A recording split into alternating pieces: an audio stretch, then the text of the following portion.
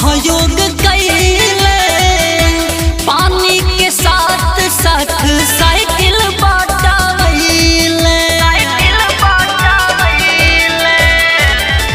युवा शक्ति दल के भैया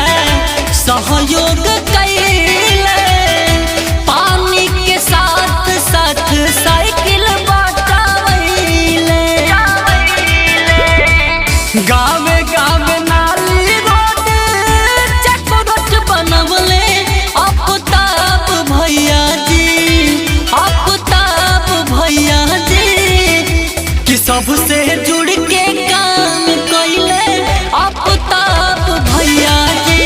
सब लोग मिल के जितावल जाए आफ्ताब भैया के। आफ्ताब भैया जिंदाबाद आफ्ताब भैया जिंदाबाद गली गली में नारा है गली गली में नारा है।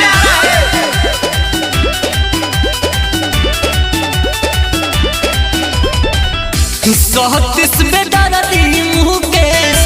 विकास चाहले आफ्ताब भैया से जाके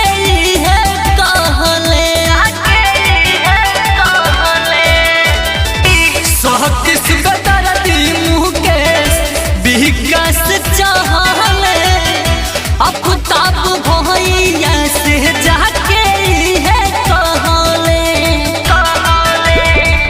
सब लोग मिल के विजयी बनैहा आफ्ताब भैया के सब लोग मिल के जितावल जाए